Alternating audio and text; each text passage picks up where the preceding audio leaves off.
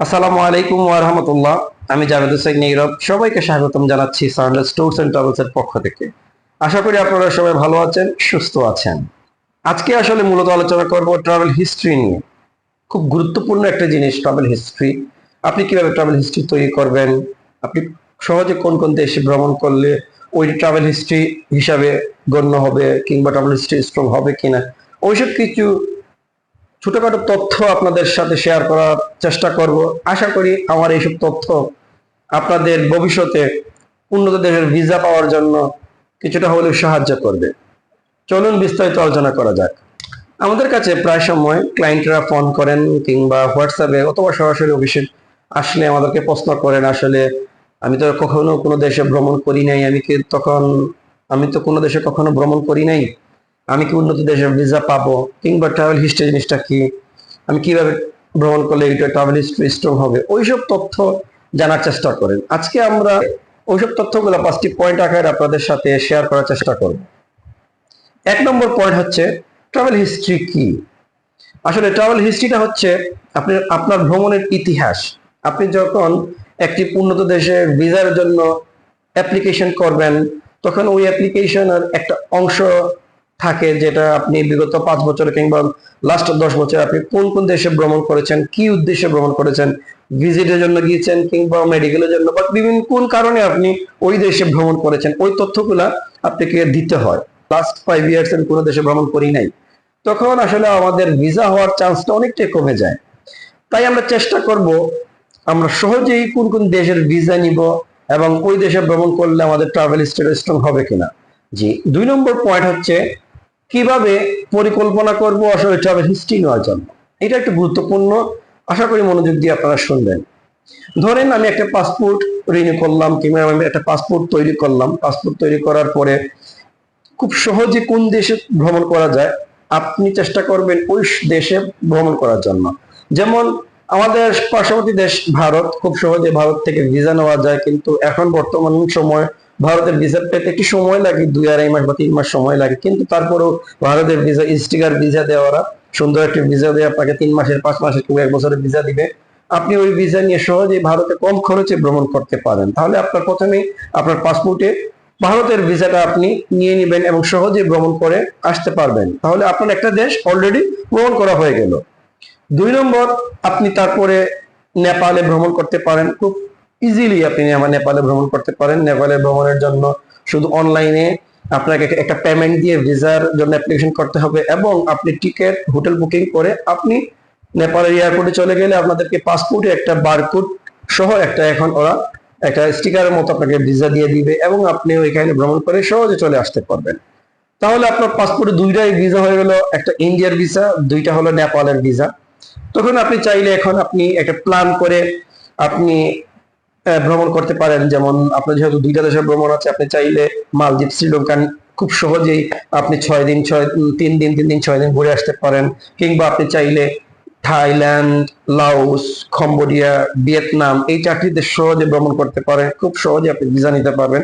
আপনার যদি পাসপোর্টে ইন্ডিয়া এবং নেপালের ভিসা থাকে, অবশ্যই আমি বিশ্বাস করি আপনি প্রপার ডকুমেন্ট জমা দিলে থাইল্যান্ড আপনাকে স্টিকার ভিসা প্রদান করবে।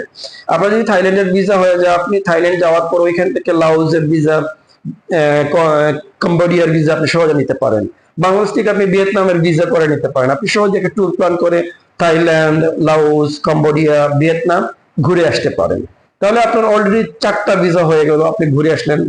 ইন্ডিয়া, নেপাল আপনি প্রথমে ভ্রমণ করলেন, 2টা দেশের ভিসা হলো। তারপর আপনি থাইল্যান্ড, কম্বোডিয়া, লাওস, ভিয়েতনাম, মোট 4টা এবং আগের 6টা দেশের আপনি ভিসা করে নিলেন। তার পরবর্তীতে আপনি চাইলে মালয়েশিয়ার ভিসা নিতে পারেন, সিঙ্গাপুরের ভিসা নিতে পারেন, ফিলিপিনের ভিসা নিতে পারেন, ইন্দোনেশিয়ার জন্য আপনি ভিসা নিয়ে ভ্রমণ করতে পারেন। আপনি আরো 4টি দেশ সহজে, 3টে বা 4টি দেশ সহজেই ভিসা নিয়ে আপনি ভ্রমণ করে আসতে পারেন। মধ্য এশিয়ার কিছু কিছু দেশ আছে, আপনি চাইলে সহজে ই ভিসা নিয়ে আপনি ভ্রমণ করতে পারেন। যেমন উজবেকিস্তান, কাজাকিস্তান, তাজিকিস্তান, ওইসব দেশে কিন্তু ভিসা গুলা ইজিলি আপনি ই ভিসা আপনি নিতে পারেন। এইসব ভিসা আপনি কিভাবে নিবেন, আপনারা আমাদের কাছ থেকে ভিসা নেওয়ার জন্য সাহায্য নিতে পারেন বা আমাদের মাধ্যমে ভিসা গুলো প্রসেস করতে পারেন। তাহলে আমরা 2টা পয়েন্ট পেয়ে গেলাম, ট্রাভেল হিস্ট্রিটা কি এবং আপনি কিভাবে পরিকল্পনা করবেন ট্রাভেল হিস্ট্রিটা স্ট্রং করার জন্য। তো 2 নম্বর পয়েন্টটা হচ্ছে কিভাবে আপনি পরিকল্পনা করবেন। আপনি যদি প্রথমেই নিউ পাসপোর্টধারী হন, অবশ্যই আপনি একটা ইন্ডিয়ার ভিসা নিয়ে নেবেন অথবা নেপালটা ট্যুর করে আসবেন। কারণ আপনাকে মাথায় রাখতে হবে ইমিগ্রেশনে যাতে হেজেল না হয়। কারণ বাংলাদেশের ইমিগ্রেশনে আপনি সাদা পাসপোর্টে নিয়ে যখন অন্য দেশে ভ্রমণ করবেন, তখন অনেক ধরনের হেজেলের সম্মুখীন হবেন, অনেক ধরনের প্রশ্নের সম্মুখীন হবেন। অনেক সময় আপনাকে ওয়েটিং এ বসায় রাখতে পারে যে আপনি কেন সাদা পাসপোর্ট নিয়ে নেপাল যাবেন বা মালদ্বীপ যাবেন, শ্রীলঙ্কা যাবেন, ওইসব তথ্য আপনাদেরকে শেয়ার করতে হবে। তাই আমি মনে করি আপনি খুব সহজেই ইন্ডিয়ার ভিসা নিয়ে নেবেন, তারপরে ইন্ডিয়া ঘুরে আসার পর নেপালের ভিসা নিয়ে নেবেন, তারপরে আপনি চাইলে মালদ্বীপ শ্রীলঙ্কা, এটা বাংলাদেশে খুব এটা পপুলার একটি প্যাকেজ মালদ্বীপ শ্রীলঙ্কা, আমরা প্রতি সপ্তাহে প্রতি মাসে আমরা করে থাকি, চাইলে আপনারা নিতে পারেন। মালদ্বীপ শ্রীলঙ্কা ঘুরে আসার পরে আপনি থাইল্যান্ড, কাম্বোডিয়া, লাওস ওই ধরনের ভিসাগুলো নিয়ে আপনার পাসপোর্টে পরিকল্পনা করে আপনি স্ট্রং ট্রাভেল হিস্ট্রি স্ট্রং করতে পারেন।